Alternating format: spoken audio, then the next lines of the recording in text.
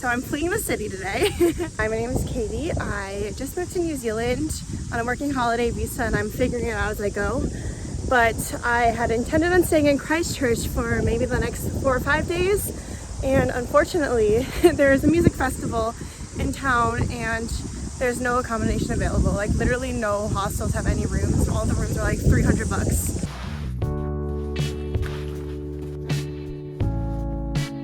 The man in the bunk above me yesterday farting all night. It was actually ridiculous.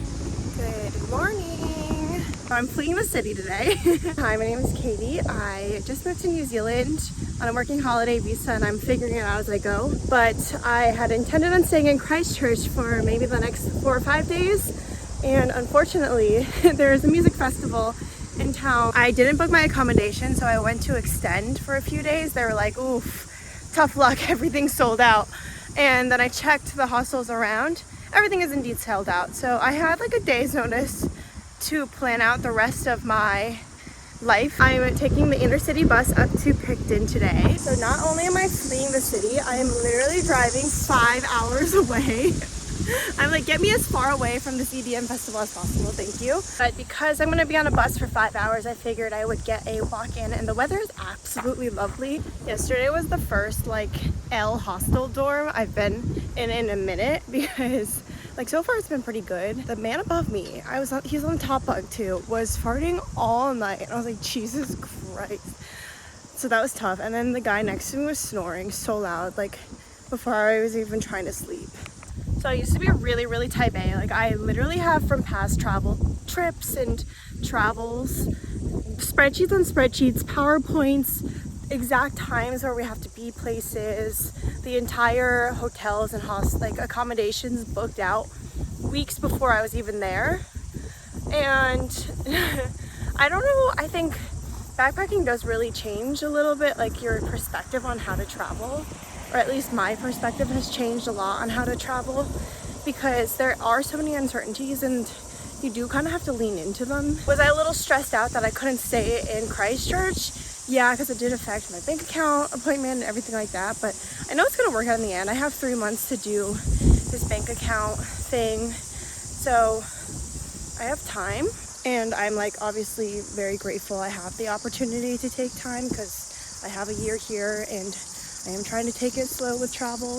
I think having to readjust to being more go with the flow has been difficult because I feel like I'm tweaking half the time, but I'm also like, it's okay and everything's gonna work out. It's such a lovely day. Vibes are so high right now. Because my dad and sister left, I was super sad and then like just felt really far away from all of my friends and obviously family too.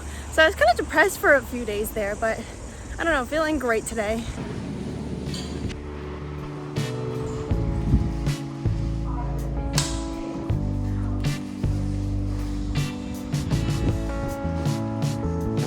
I have way too much stuff. Oopsies. Honestly, it's not that heavy though. I feel like last year was heavier. Maybe you just get stronger. It really feels like I forgot something. So I'm really hoping I don't, but I'm sure I'll have to come back to Christchurch at one point, so if I do, it's okay.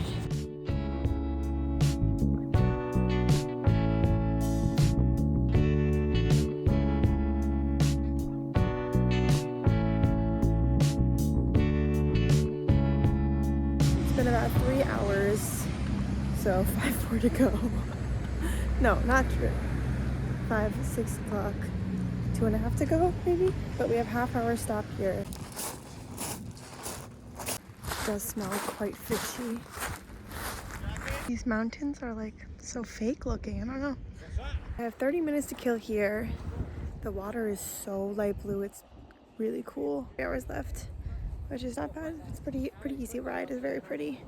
On the way over, we saw so many seals and dolphins and maybe a penguin. I don't know if they have them here on this island, but I swear to God I saw one. The bus driver is fantastic. Sometimes I can't understand his accent because the Kiwi accent is a little too strong, but he is basically like a tour guide giving us history, something about like the 1870s in Christchurch. I couldn't tell you what happened there because I couldn't understand it, but it's pretty cool. Very wholesome, good time.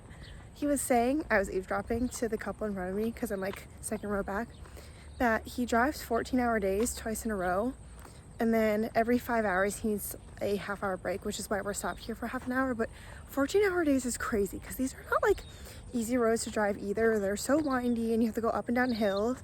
I just did it with my family, and like that was just in a car, so I cannot imagine how like difficult it must be doing a bus. I just googled it and there are penguins in Kaikoura, so I did see one.